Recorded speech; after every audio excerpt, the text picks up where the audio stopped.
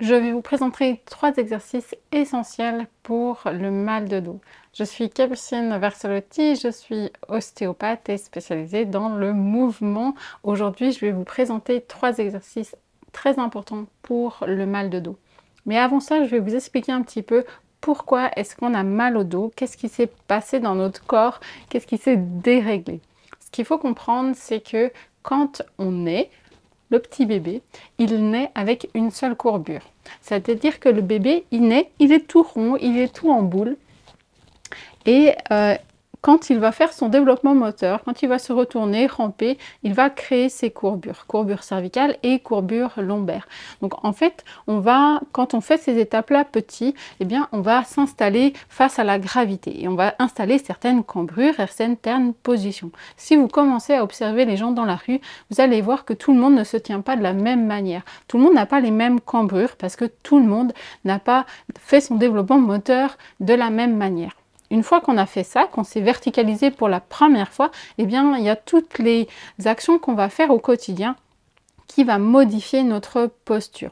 Vous avez par exemple la manière dont vous travaillez au quotidien, toutes les actions que vous allez faire, tout ça, ça va impacter votre posture.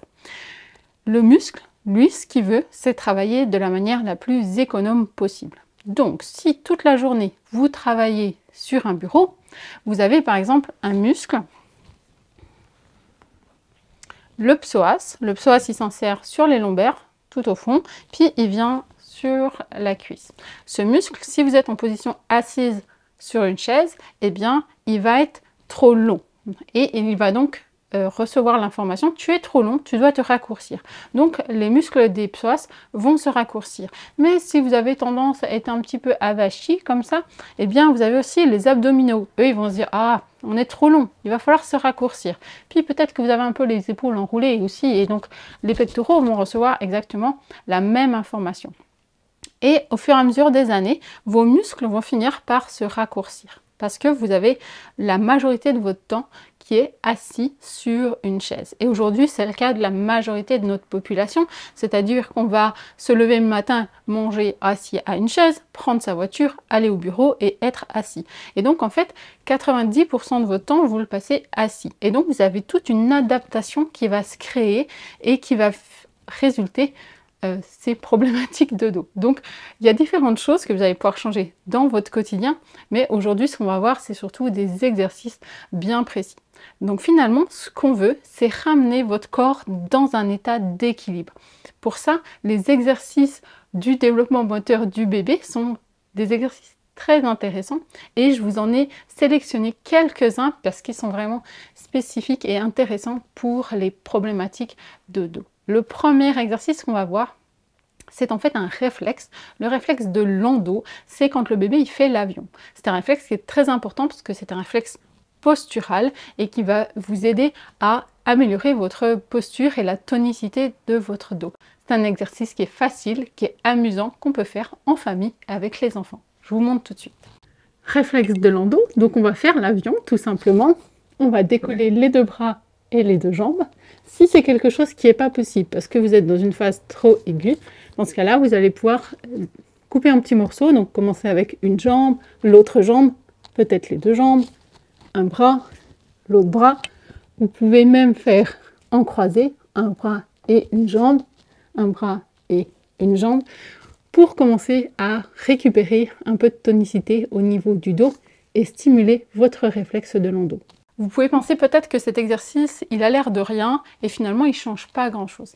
Il y a quelques temps, au marché, je croise un des maraîchers qui me dit « Oh là là, Capucine, j'ai mal au dos, je ne sais pas quoi faire. » Alors je lui dis « Fais l'avion. » Et il se dit « C'est pas possible, elle se moque de moi. » Et je dis « Si, je t'assure, fais l'avion, c'est vraiment essentiel. » Et on se revoit la semaine d'après, il fait j'ai cru que tu te moquais de moi, mais je l'ai quand même fait, j'ai quand même fait l'avion, bah, figure-toi que je n'ai plus mal au dos. Donc je ne l'ai pas vu en consultation, il n'a fait quoi que faire l'avion. Donc c'est vraiment quelque chose qui va vraiment aider à plein de niveaux pour ces problématiques de dos. Donc essayez, avant de dire que c'est ridicule comme exercice, tester chez vous, tester avec toute la famille, voir qui y arrive, qui n'y arrive pas, parce que ça c'est aussi très drôle. Des fois on se rend compte qu'il y en a qui arrivent très bien et il y a pour des personnes c'est vraiment quelque chose de compliqué, et dans ce cas-là il va falloir être progressif.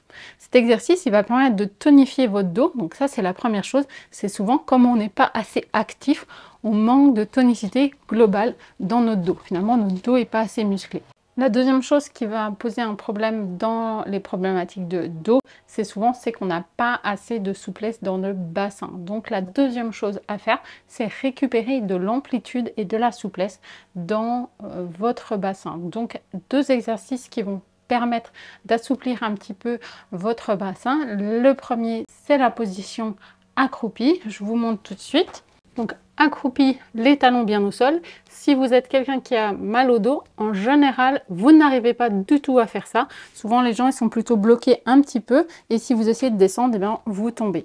Donc au départ, ce qu'il faut, c'est se tenir à quelque chose pour pouvoir avoir les talons bien au sol, et dans cette position, progressivement, si vous faites ça un petit peu tous les jours, vous allez rapidement pouvoir récupérer un petit peu d'amplitude dans vos hanches, et n'hésitez pas à vous tenir à quelque chose d'un petit peu solide pour pouvoir détendre un petit peu ces hanches.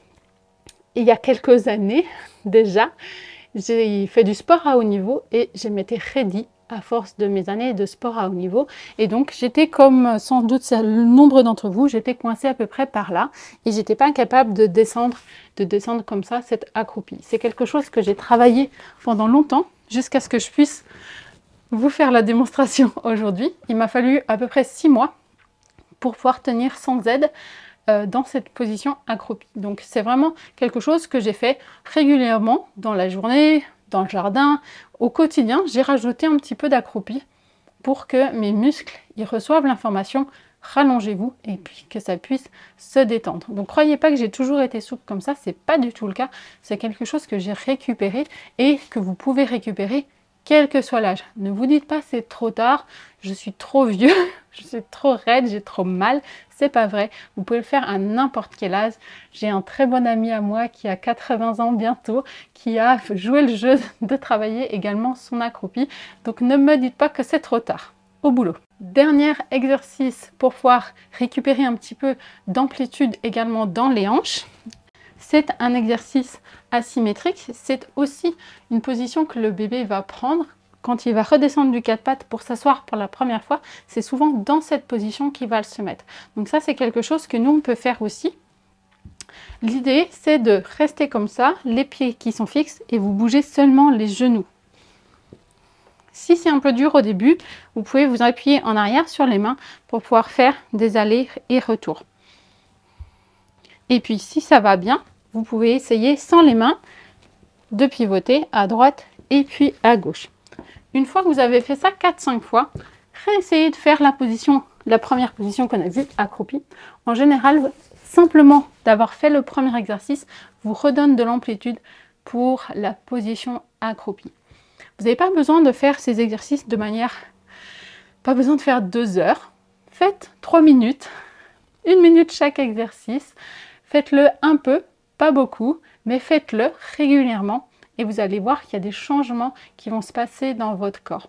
Bien sûr, on a tout un tas d'habitudes qu'on va pouvoir changer, mais commencez par ces 3 exercices. Sur la chaîne YouTube, vous allez pouvoir regarder également, j'ai toute une série de vidéos avec des exercices qui vont se rapprocher du développement moteur du bébé, mais spécialement pour les adultes. Donc, si vous voulez aller plus loin, pouvoir pratiquer d'autres exercices, je vous encourage à aller voir cette série de vidéos sur la chaîne YouTube.